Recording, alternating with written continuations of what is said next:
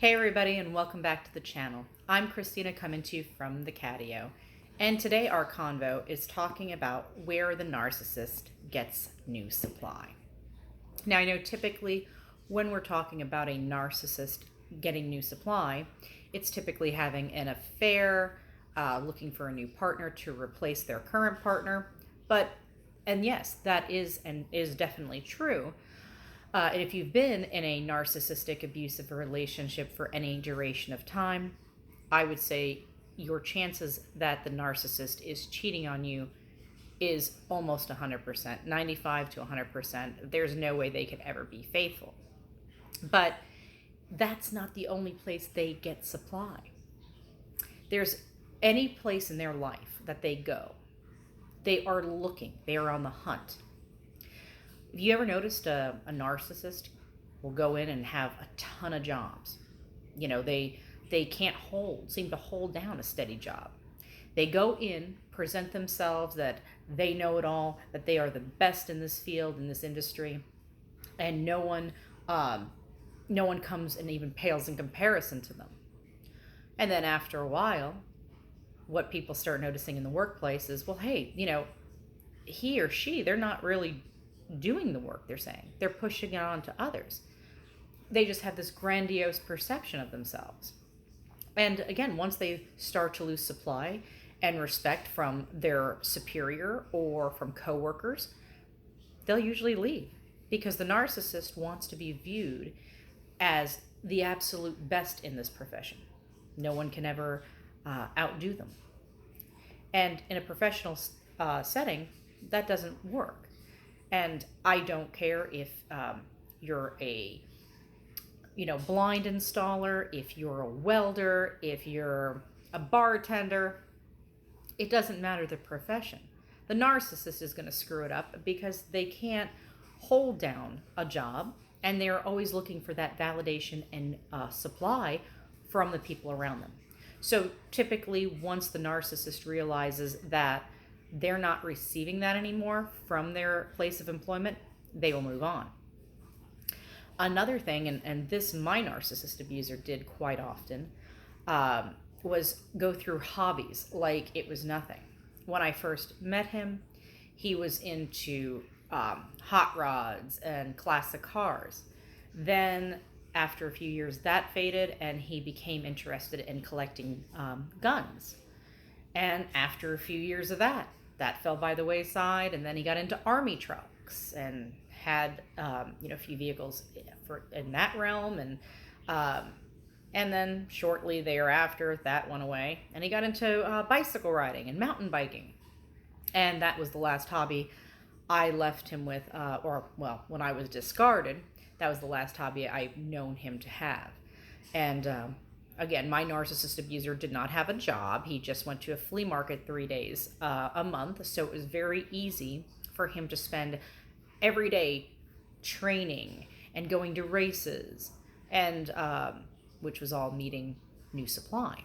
And he wound up, and I have been able to confirm, he was having multiple affairs with women in this bicycle riding community. He even went as far as the head of this bicycle group that they race and ride together. Him and his wife were vegans. So guess what my narcissist became at 45 years old? Vegan. Well, and it was funny. He would still eat fish. He would still eat dairy products. I would say I'd classify more vegetarian, which is the way I do tend to eat myself. But he did this and called it vegan to impress this man and his wife, because he was getting so much supply from them, because he was there setting up for their races. He was there, riding with them, sharing recipes. I would spend, and I did an entire vegan Thanksgiving. It took me hours. I would cook great, amazing vegan meals. And he would take pictures, post it online, and almost like he took credit. Never said, hey, babe, thanks for making me such a great meal. Never. I mean, you went to his social media page. It wasn't like I even existed. It was like he was a single man. So the extents he would go to during all these hobbies was to gain supply. Because it's not just about finding a new partner. It's about male camaraderie, female camaraderie. It's whatever the narcissist, wherever they're going to gain, and they feel like they can be grandiose and they will be worshipped by people and peers that also participate in that activity. So don't think supply is just in a relationship format. Also, if you've ever gone to a party with a narcissist, you walk in, they've usually done something. If they do go to the party, they've done something to you right before, so that way you're having a awful time. You've been kicked back on your heels going, whoa, wait a minute, we just got into this argument, or they've been in a bad mood all day, I don't know what's going on. And they go to the party, they're scanning the room. They'll even start to mimic. If somebody is there with a different accent, they'll start mimicking. My narc did this. He would be, as he even put it, a chameleon, that he would start to actually take on characteristic traits from the people he was conversing with. Well, that's called mirroring. That's exactly what he did to me. That's what they do to all of us in the beginning, is they are mirroring us. They are showing us ourselves. That's what they're projecting to us when we first meet them during the love bomb phase. So pay attention the next time you're at a party. It's like they'll scan that room looking to see who can bite, who will take the bait and bite and run with it. That's who they'll gravitate towards, because they're going to try to manipulate them, because they obviously see qualities in that person, just like they did you, that they can never embody, that they're not capable of. And another place narcissists tend to look for supply, and this one is kind of surprising, kind of not. Your pets. Dogs, cats, birds.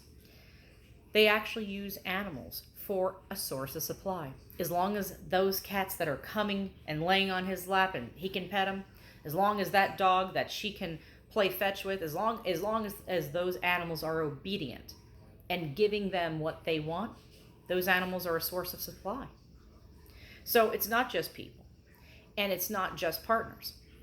Every human being, animal that the narcissist comes in contact with, they are using for supply. And they will extract whatever they can, whether it's financial means, physical, mental, emotional, anything that they can get from someone.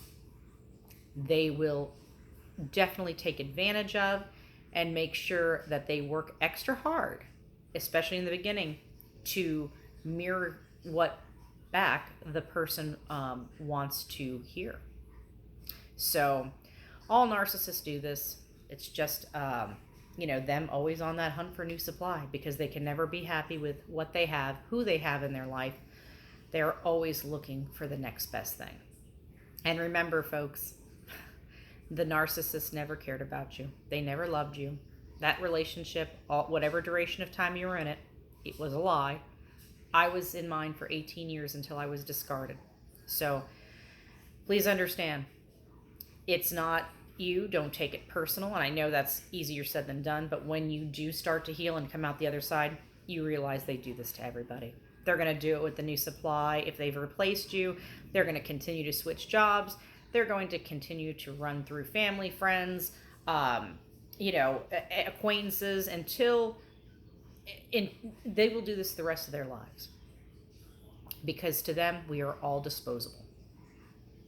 But anyways, guys, I just wanted to touch today on where the narcissist, looks for their next supply, and what really they're looking for in a supply. So if you guys like this video, please give it a thumbs up, like, subscribe, share, anything you can do that would potentially help push this kind of content out onto YouTube, so others that are in this situation might be able to recognize it and get out sooner.